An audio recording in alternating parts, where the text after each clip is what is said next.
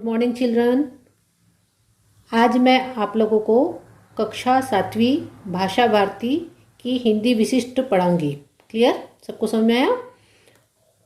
जिसमें पहला लेसन है आप लोगों का पाठ 1 है आपका मेरी भावना। क्या नाम है? मेरी भावना। अब इस लेसन को पढ़ाने से पहले सबसे पहले मैं आप लोगों को, क्योंकि बहुत दिनों से आप लोगों की पढ़ाई लिखाई छूट गई है, तो एक बार आप लोग अपनी हिंदी की कॉपी बनाएंगे और उसमें सबसे पहले पूरे उसके वर्णमाला आप लोगों की पूरी उसकी प्रैक्टिस करेंगे और पूरे आप लोग मात्राओं की एक बार पूरी अच्छी तरह से प्रैक्टिस करेंगे। क्लियर? सबको समझ में आ रहा है? ताकि आप लोग अब जब आप 7वीं में ये पाठ पढ़ेंगे तो आप लोग एक एक मात्राओं का ध्यान देते हुए इस लेसन को रीड करेंगे। क्लियर? अब हम आज जो पहला पाठ पढ़ने वाले हैं मेरी भावना। मेरी भावना ये जो कविता है ये लिखा है आप लोगों के जुगल किशोर युगवीर। किसने लिखा है? इनके जो रचयिता है वो है जुगल किशोर, यानी जो उनके रचयिता का नाम है जुगल किशोर, जिनको युगवीर की भी उपाधि दी गई है। क्लियर? यहाँ तक सबको समझ में आया? अब इन जुगल किशोर जी के बारे में आपको बताया गया है कि क्या कौन थे ये जुगल किशोर जी जिसको मैं पढ़ रही हूँ। श्री जुगल किशोर, जिनको युगवीर की उपाधि दी गई थी, का जन्म सरसावा ग्राम, कौन से ग्राम में? सरसावा ग्राम, जिला सहारनपुर में हुआ था। कौन से ग्राम में हुआ था? सरसावा ग्राम, जिला सहारनपुर में हुआ था। आपको संस्कृत, उर्दू, फारसी, अंग्रेजी, हिंदी भाषाओं का ज्ञान था। बाल्यकाल से ही लेखन क्षमता के धनी थे। मेरी भावना आपकी अद्वितीय कृति है। अनेक भाषाओं में इसका अनुवाद हो गया है तथा इसे प्रार्थना के रूप में स्वीकार किया गया है। आपको यहाँ पर जो मैं पढ़ रही हूँ ये जो इस कविता के रचयिता है, मेरी भावना जो कविता है उसके जो रचयिता है जुगल किशोर, जिनको युगवीर की उपाधि दी गई थी, उनके बारे में यहाँ पर बताया गया है। क्लियर? यहाँ तक सबको समझ में आया? ये जो मेरी भावना कविता है, ये कविता एक प्रकार से आप लोगों के लिए एक प्रार्थना है। ये क्या है? एक प्रकार की प्रार्थना है। जो कवि यह प्रार्थना ईश्वर से कर रहा है। किससे कर रहा है? ईश्वर से कर रहा है। कभी भी आप लोग याद करिए कि आप लोग कभी भी प्रार्थना करते तो किसके लिए करते? किससे करते हैं प्रार्थना? अपने ईश्वर से करते हैं, अल्लाह से करते हैं। तो सेम चीज यहाँ पर कवि ने प्रार्थना किया है ईश्वर से कि मेरी भावना क्या क्या होना चाहिए, मुझ में कौन कौन से गुण होना चाहिए, उसके बारे में यहाँ पर बताया है। क्लियर? यहाँ तक समझ में आया? अब सबसे पहले हम इस कविता को रीड करेंगे, पढ़ेंगे, जोर जोर से पढ़ेंगे। आप लोगों को भी पढ़ना है जिससे आप लोगों को इस कविता का उच्चारण समझ में आएगा। मात्राओं को सही ख्याल रखते हुए पढ़ना है ताकि आप लोग इसको लिखते समय बड़ा की मात्रा, छोटा की मात्रा, बड़ी की मात्रा, छोटी की मात्रा, इन सभी बातों का ध्यान रखेंगे। क्लियर? इतनी बात समझ में? चलिए अब हम पढ़ेंगे। मैं पढ़ रही हूँ, आप लोग इसको सुनेंगे। लिखा है अहंकार का भाव न रखू। क्या लिखा है? अहंकार का भाव न रखू, नहीं किसी पर क्रोध करूं। लिखा है इसमें अहंकार का भाव न रखूं, नहीं किसी पर क्रोध करूं, देख दूसरों की बढ़ती को कभी न ईर्ष्या भाव धरूं। रहे भावना ऐसी मेरी, सरल सत्य व्यवहार करूं, बने जहां तक इस जीवन में औरों का उपकार करूं। फिर से मैं पढ़ रही हूं। अहंकार का भाव न रखूं, नहीं किसी पर क्रोध करूं, देख दूसरों की बढ़ती को कभी न ईर्ष्या भाव धरूं, रहे भावना ऐसी मेरी, सरल सत्य व्यवहार करूं, बने जहां तक इस जीवन में औरों का उपकार करूं। आप लोग जब ये पढ़ रहे हैं तभी आप लोगों को समझ में आ रहा होगा कि कवि ईश्वर से क्या प्रार्थना कर रहे हैं, उसके बारे में यहाँ पर बताया है। इसके आपको अर्थ से ही समझ में आ रहा होगा कि इसमें क्या क्या ये कर रहा है। तो सबसे पहले जो कठिन वर्ड्स में सबसे पहला जो कठिन वर्ड है आपका है अहंकार। अहंकार का मतलब सभी लोग जानते हैं, घमंड। अहंकार का मतलब क्या होता है? घमंड। ईर्ष्या, ईर्ष्या का मतलब आप लोगों को मालूम है, द्वेष। ईर्ष्या का मतलब क्या होता है? द्वेष। बाकी तो इसमें ऐसे कोई भी वर्ड्स नहीं है। अब इस पंक्तियों को, ये चारों पंक्तियों का अर्थ आप लोगों को लिखना है, सब प्रसंग सहित इसकी व्याख्या करनी है। तो सबसे पहले इसका संदर्भ क्या होगा बेटा? इसका संदर्भ ये होगा बेटा कि प्रस्तुत पंक्तियां, क्या होगा संदर्भ? प्रस्तुत पंक्तियां हमारी पाठ्यपुस्तक भाषा भारती के पाठ 1 मेरी भावना नामक पाठ से ली गई है। यहाँ अभी आपको सबको मालूम है कि कैसा संदर्भ लिखना होता है। फिर से मैं पढ़ रही हूँ। प्रस्तुत पंक्तियां हमारी पाठ्यपुस्तक भाषा भारती के पाठ 1 मेरी भावना, जिसको अपॉस्ट्रोफी में लिखना है, नामक पाठ से ली गई है, पूर्ण विराम। इसके रचयिता श्री जुगल किशोर युगवीर है। कौन है इसके रचयिता? श्री जुगल किशोर युगवीर है। अब प्रसंग में क्या लिखेंगे हम लोग? प्रस्तुत पंक्तियों में कवि ईश्वर से अपने लिए अच्छी भावनाओं की कामना करता है। क्या करते हैं? प्रस्तुत पंक्तियों में कवि ईश्वर से अपने लिए अच्छी भावनाओं की कामना करता है। यहां तक सबको समझ में आया? अब हमको इसका अर्थ लिखना है। अर्थ में आपको पहले मैं कविता फिर से पढ़ रही हूं। कविता क्या लिखी थी? अहंकार का भाव न रखूं, नहीं किसी पर क्रोध करूं, देख दूसरों की बढ़ती को कभी न ईर्ष्या देश भाव धरूं, रहे भावना ऐसी मेरी सरल सत्य व्यवहार करूं, बने जहां तक इस जीवन में औरों का उपकार करूं। कवि कहते हैं कि, अब मैं अर्थ बता रही हूं, कवि कहते हैं कि हे ईश्वर, उसके बाद आपको एक्सक्लेमेटरी साइन आश्चर्यचकित चिन्ह लगाना है।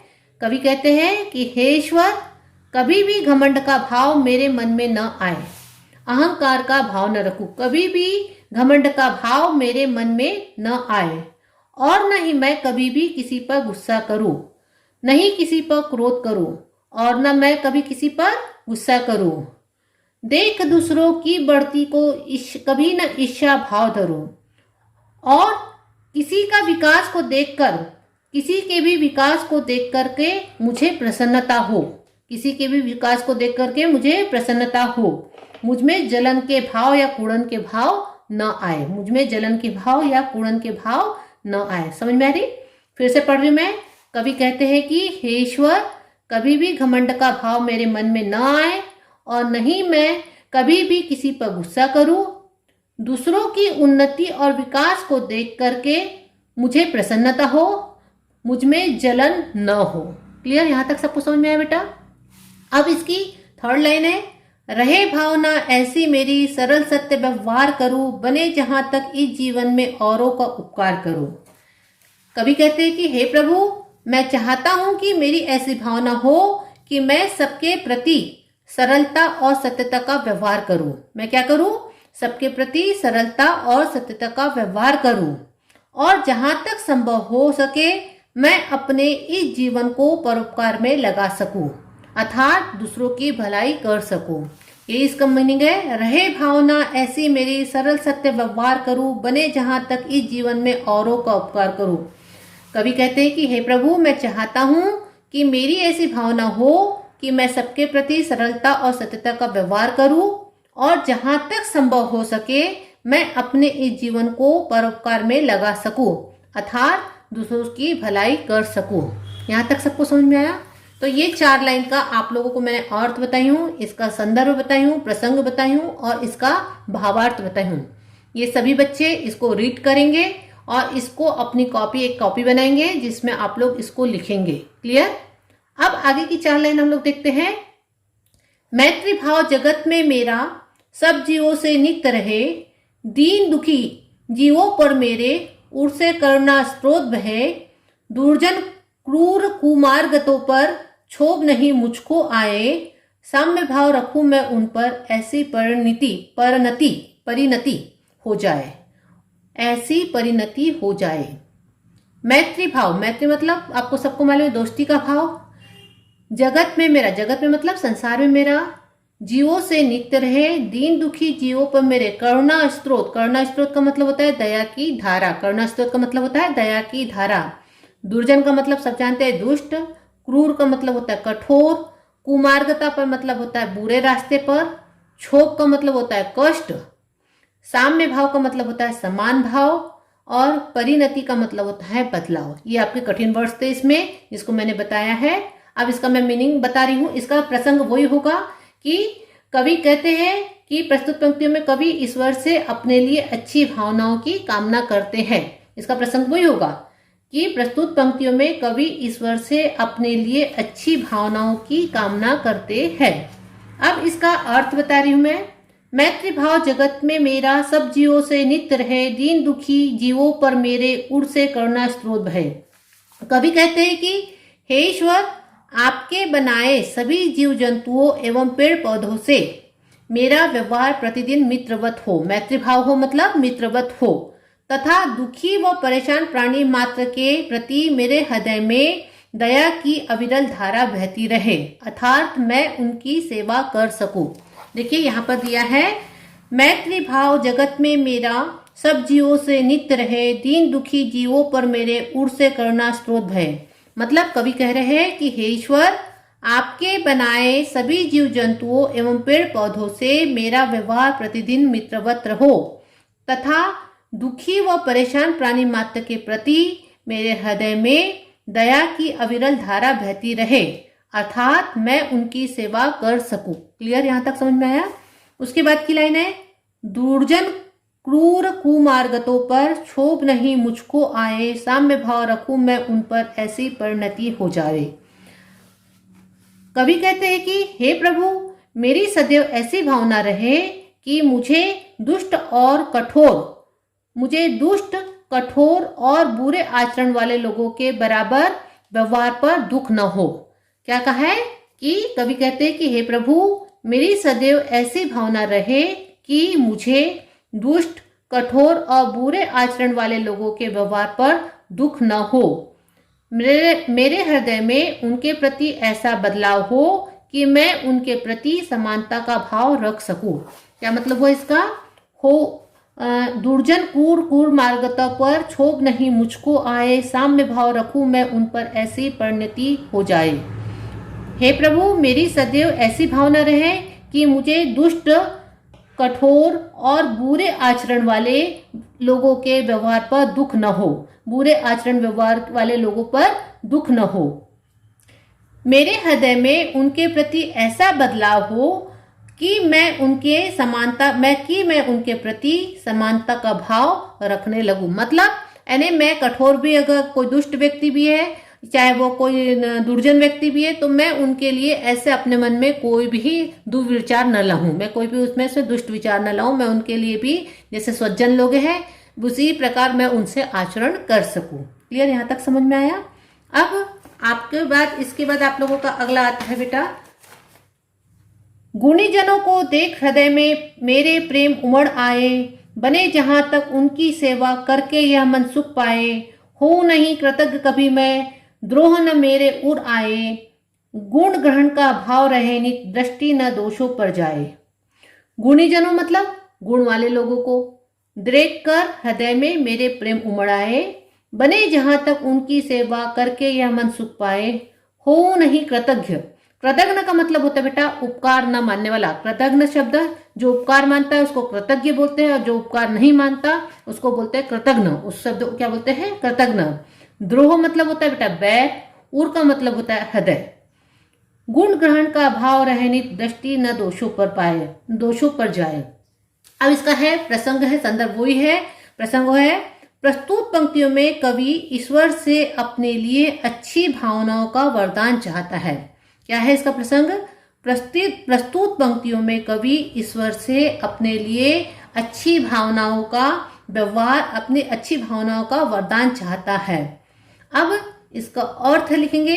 कवि कहते हैं कि जब मैं गुणवान लोगों को देखूं तो उनके लिए मेरे हृदय में प्रेम की भावना उत्पन्न होती रहे।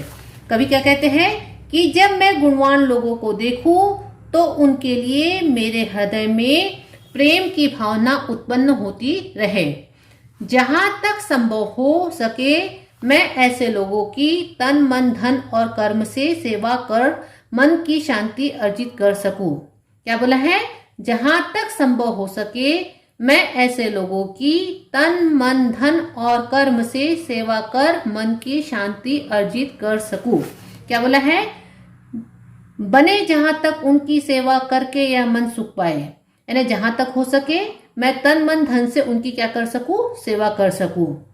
हो नहीं कृतज्ञ कभी मैं, द्रोह न मेरे उर आए, गुण ग्रहण का भाव रहे नित, दृष्टि न दोषों पर जाए। अब बताया है, मैं कभी भी दूसरों के लिए किए हुए उपकारों को भूलने वाला न बनूं। मैं कभी भी दूसरों के किए गए उपकार को भूलने वाला न बनूं और मेरे मन में किसी के प्रति भी बैर के भाव पैदा न हो न कृतज्ञ कभी मैं, द्रोह न मेरे उर आए। यानी मैं कभी भी किसी के द्वारा किए गए उपकार को भूलने वाला न बनूं और मेरे मन में किसी के प्रति भी बैर के भाव पैदा न हो। फिर है, बने जहां तक उनकी गुण ग्रहण का भाव रहे नित, दृष्टि न दोषों पर जाए। दूसरों के चरित्र में से मैं उनके अंदर छिपे गुणों को स्वीकार करता रहूं। दूसरों के चरित्र में से मैं उनके अंदर के छिपे गुणों को स्वीकार करता रहूं, पर उनके दोषों की ओर मेरा ध्यान कदापि न जाए। यानी मैं दूसरों के अवगुण न लूं, बल्कि उनके गुणों को मैं स्वीकार करूं। हे ईश्वर, मेरी प्रतिदिन यही भावना रहे। यही बताया है, गुण ग्रहण का भाव रहे नित, दृष्टि न दोषों पर जाए, कि मैं जो दूसरे व्यक्ति है उनके गुणों को मैं स्वीकार करूं, उनके दोषों की तरफ मैं ना देखूं। यहाँ तक आप लोगों का खत्म हुआ बेटा। आज आप लोगों का यहीं तक मैं पढ़ा रही हूँ। ये पाठ मैंने पढ़ाया है आप लोगों को, पाठ 1 मेरी भावना, जिसके आप लोगों के लेखक थे जुगल किशोर युगवीर जी, जिसके बारे में मैंने आपको पीछे आपके इसमें दिया है, उसके बारे में मैंने पढ़ा है। अब आप लोगों का आज का काम बनता है कि आप लोग पूरा एक नई कॉपी बनाएंगे, जिसमें पाठ का नाम लिखेंगे, डेट डालेंगे, मेरी भावना नाम लिखेंगे। ये मेरी भावना एक प्रकार की प्रार्थना है, जिसमें कवि ने अपने उद्गार को व्यक्त किए है, भगवान से प्रार्थना की है। और आप लोगों को ये 4 लाइन की पहले आपको लिखना है और उसका संदर्भ, प्रसंग और अर्थ उसकी व्याख्या करना है। क्लियर? तो ये आज हम लोगों ने 3 पैराग्राफ पढ़ाए हैं, जिसको आपको पूरा संदर्भ प्रसंग सहित लिखना है। क्लियर? अब हम लोग इसके आगे का नेक्स्ट वीडियो में देखेंगे। समझ में आया सबको? आप लोगों को इसको बार बार पढ़ना है, इसकी मात्राओं को ध्यान देना है, किसी भी चीज को छोड़ना नहीं है बेटा। ठीक है? चलिए, धन्यवाद।